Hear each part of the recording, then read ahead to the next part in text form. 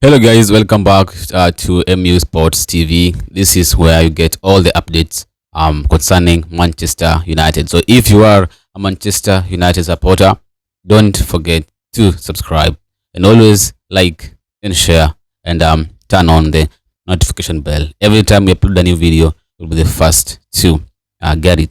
So guys, it's been a busy week for Manchester United with the of official unveiling of the new home kit for next season. Also, there have been official announcement for our first summer signing in the name of Matheus Cunha.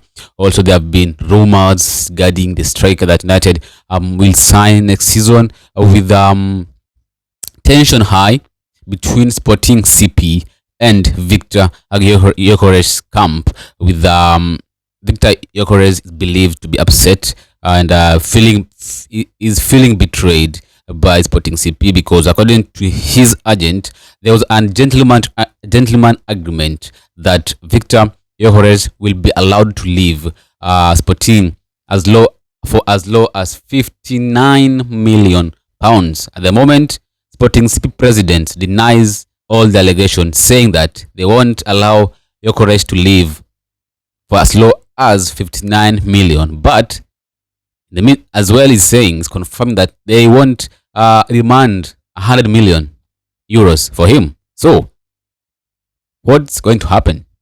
Yesterday United were believed to be in for Hugo Ekitike from Frankfurt. Also, there have been some rumors that United are interested in signing Victor Osimhen from Napoli after he rejected an approach from the Saudi, that is Al Hilal.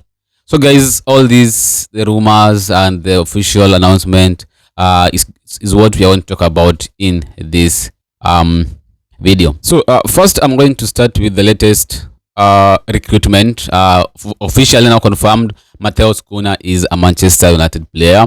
This is after yesterday's club unveiling the new kit for next season, official launching of the new kit for next season, where they also announced Matheus Cunha officially, and he has joined now Manchester United ahead of next season. So I think it's a brave signing. He has Premier League experience. He has he can score goals. He can assist them. So he's a very good player, and I think United have had a great deal here.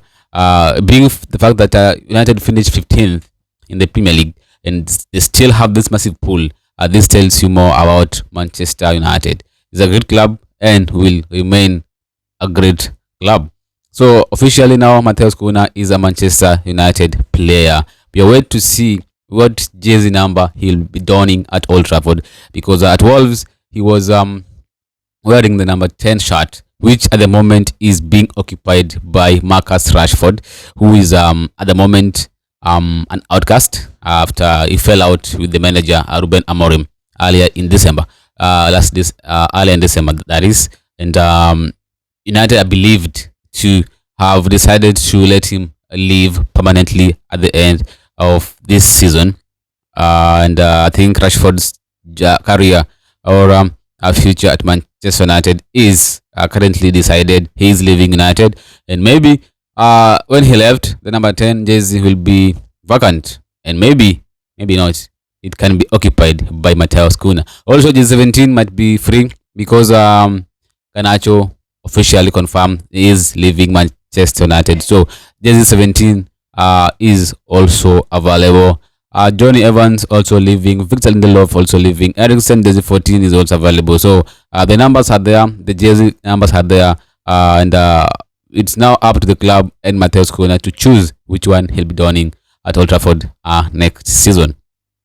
Us at MU Sports TV, we just want to congratulate Matheus Cunha on his move from Wolves to Manchester United, his dream club. The team he supported while he was a kid, so that's his dream club, and we wish him all the best. And yeah, we can't wait for him to score goals for us next season, both in the Premier League, Carabao Cup, and the FA Cup for next season. Welcome to Manchester United, Matheus Cunha.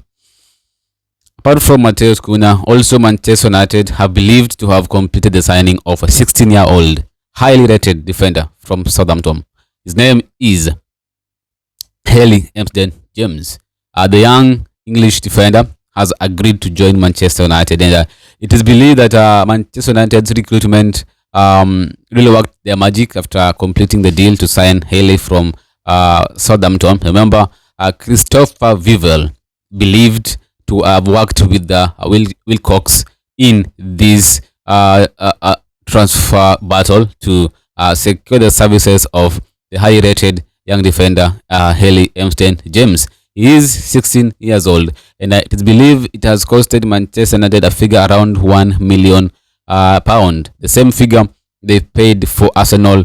They paid to Arsenal for Eden Heaven, the 18-year-old defender, whom I think has emerged to be one of the contenders in starting 11 for Manchester United next season, with the unavailability of Lisandro Martinez in the early start of next season. I think we'll give him a chance to showcase more of what he's got, of what he is also capable of, and you never know, that might be his chance to nail that spot as our LCB for the future, for now and the future as well. So I want to treat Haley signing as more of an academy, or rather a reserve and a first team player. You know, when Chido came from Arsenal, he was promised that he'll be integrated in the first team, and that happened. So United kept their promise. They gave the young striker, the 17-year-old Chido Martin, his debut against Spurs. He started some games as well in the FA Cup. Unluckily, he was not registered for. He was eligible. No, he was not eligible to play in the Europa League, so he missed the tournament. But he scored some important goals for us. His first senior goals unofficially against Hong Kong in the post-season games. So I believe that United's idea of trying to persuade these players in joining the club is by promising them minutes, or maybe the opportunity to impress at the higher stage. And this is what the players want. They don't want to play at the reserve or maybe at the academy for the rest of their lives. They want to showcase what they got, because if I'm capable, I know my capabilities, I know what I can do, and I feel maybe I am too old in terms of experience in this kind of structure, or maybe this kind of field.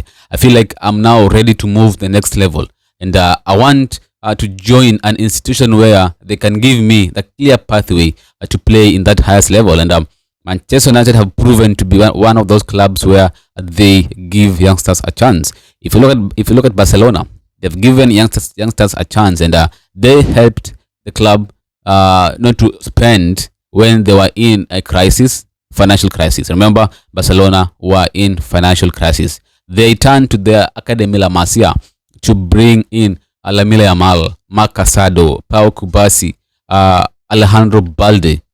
These players, they really helped the club. They saved the club millions. And this is what Manchester United are trying to do. Remember, we signed Eden Heaven for 1 million only.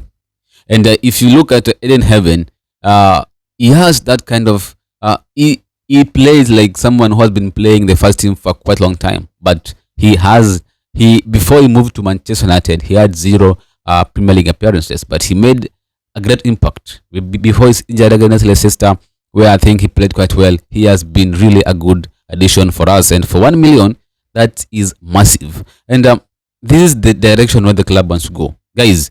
I saw some comments in the community section days ago, yesterday, where I posted the news of Haley James, and there were comments that United needs to concentrate on buying the first team players. Liverpool have signed 3 players already. Man City signed 4 players already. How can we compete, guys? I think, if I'm not being wrong, we have been spending.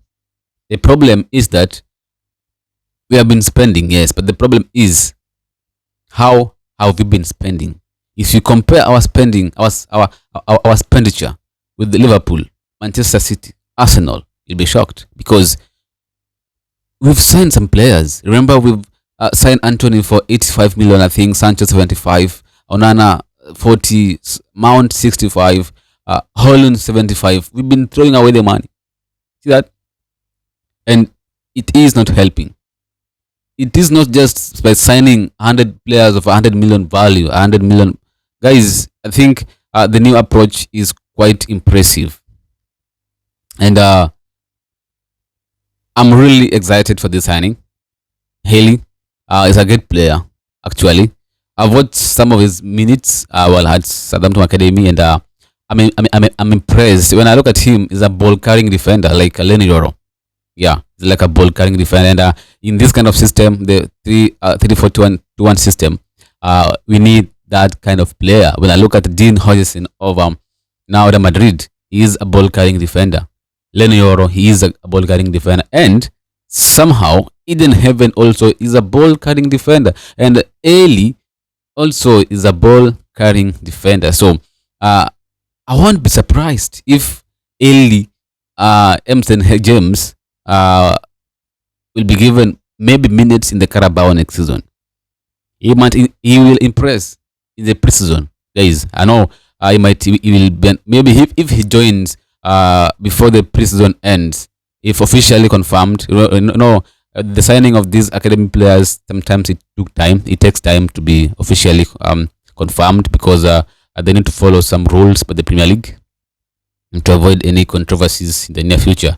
Remember, with the signing of Chidobe Martin, it was confirmed in July that he will join, only to be officially announced in, I think, October. So we need to be patient for this deal to happen. But if by chance it happens early enough, I think he might be given a chance in the preseason. And if he will impress Ruben Amorim, I think it might not take long before he's given minutes in the first team. Remember, age is just a number nowadays. Lamine Yamal was given a chance at Barcelona when he was 16.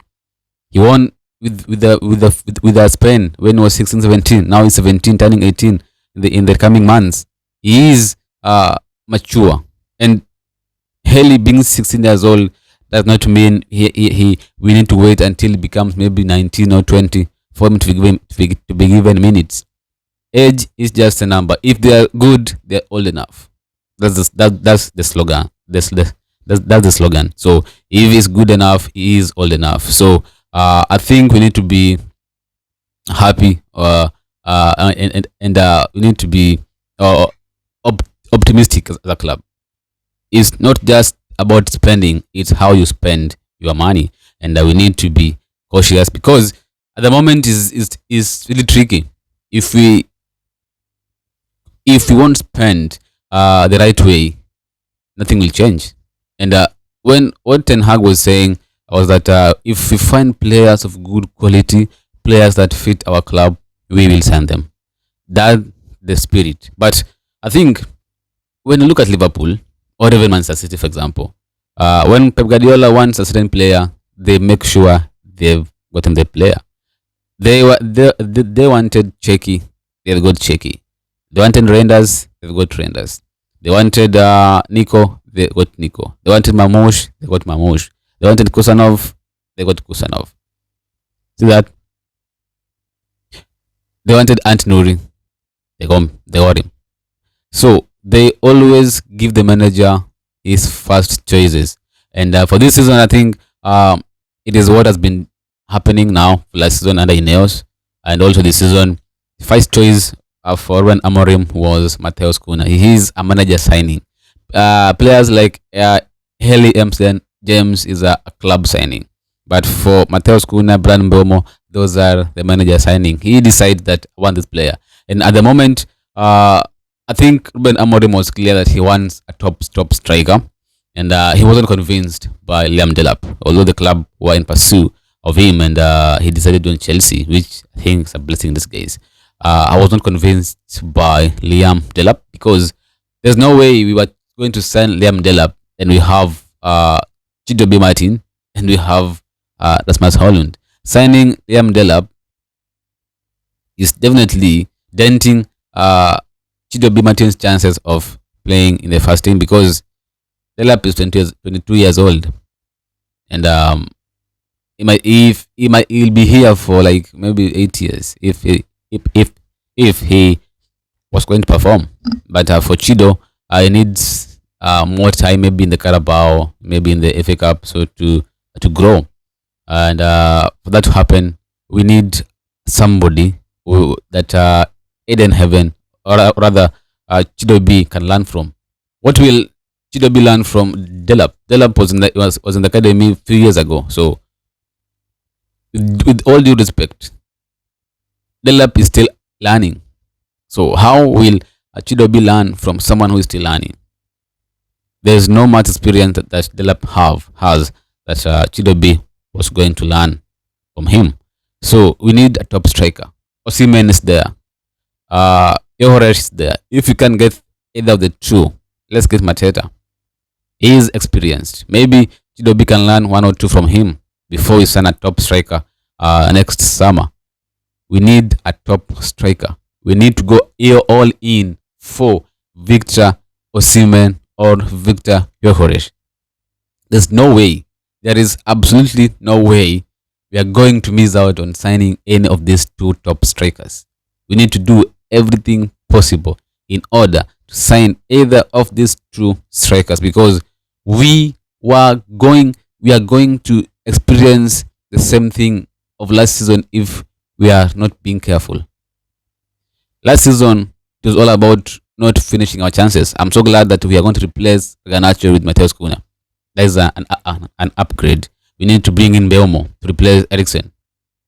We need to bring in Yohoresh or Osimhen.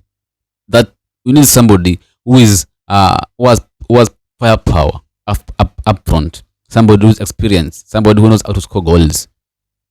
Somebody who can change the game. Remember, we've had numerous chances. Sometimes you wonder if Holland is a striker or an opposition defender.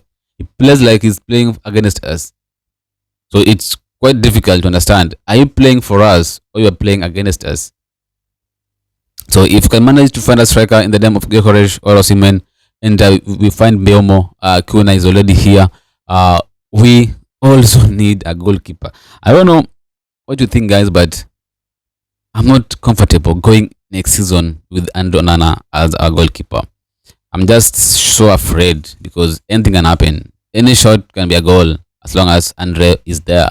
You need to be serious, guys. If maybe because of the PCR, FFP, somehow we can't manage to sign a goalkeeper. I think Andre needs to man up. He needs to change. He needs to be serious enough because if we are going to finish in the top 6, as suppose is the target for next season, if we are going to achieve that, the top six finish, Andre, if he is not sold, he needs to change. He needs to be serious because last season, to be honest, he was really costly. He was making some mistake that I don't know.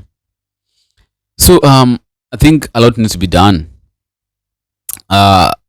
in terms of finding a striker.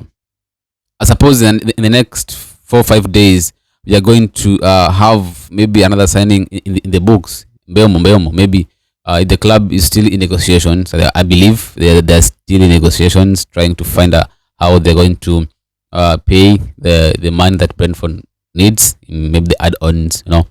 If they can finish or finalize a deal from Brian Belmo in the next 4 or 5 days, they should now concentrate on signing a striker, top one, Yohoresh or maybe Victor Osimhen. For Osimhen, it's all about the wages.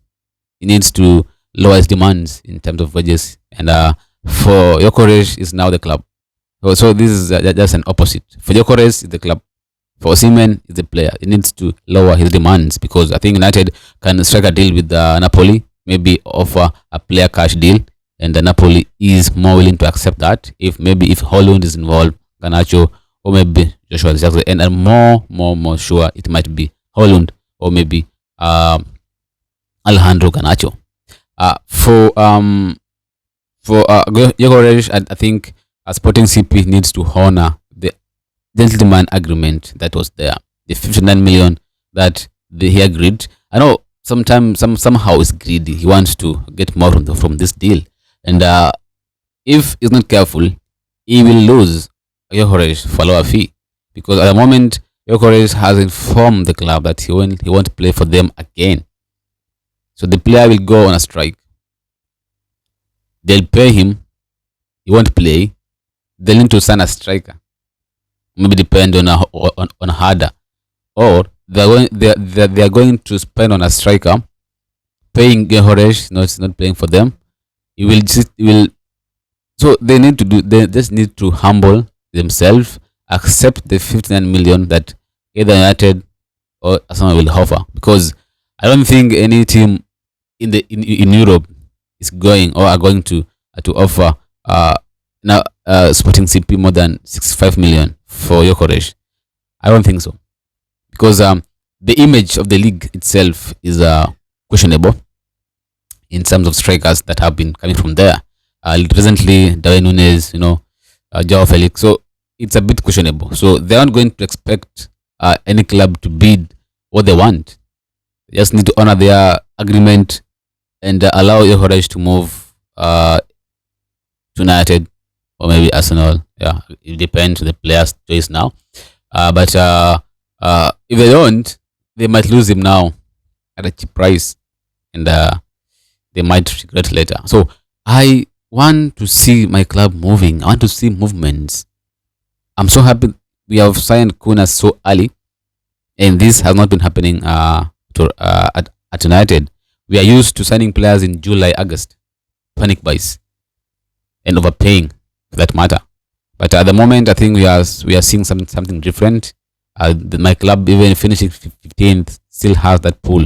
It's very great to see that. So I expect movements in terms of the incomings and outgoings as well. Sancho, Rashford, Anthony are believed to be going out or are going to be sold. Sancho, after failing to agree a deal with Chelsea, now he's back to United, but he will definitely leave. Anthony will leave. Rashford will also leave the club. So I think we need to wait to see what will happen with the Yokoresh situation. United, yesterday, according to Sky Sport Germany, is that they have been in contact with Frankfurt involving Hugo Ekitike, which I think Frankfurt value him at around 85 million pounds out of money. I don't think United are in for that. Maybe they're just using Ekitike to try to tell Sporting that we have other options. If you are not going to accept the offer on the table, then leave it. We are going for other options. The same thing they did to Everton with Jaran Brantwaite. So it is what it is. United have options. We have Osimhen, Sesko, we have Mateta. So if Sporting won't accept the offer that United will have on the table, then I think United will look elsewhere. And Osimhen will most definitely be the right choice for United, if not Victor Yokoresh. So guys, let me know your views in the comments section below. Do you think United should just spend 85 million on Ekitike? Spend around 60 million on Yokoresh or Osimhen? Which one do you think they should do? Which striker do you think? Who is the ideal striker? In short, who is the ideal striker for Manchester United next season? Thanks for watching, guys. Before I finish, remember we have now official WhatsApp channel where you can also get the updates, daily updates concerning Manchester United. The link is in the comment section. It is in the community section, guys. So don't forget to click on the link to follow us on WhatsApp. The Instagram account is coming soon also, where after we formed the Instagram account, I will share the details with us or with you guys, so you can follow us also on Instagram. We want to grow as a community because this is Manchester United. Glory, glory, Manchester United. Thanks for watching, guys.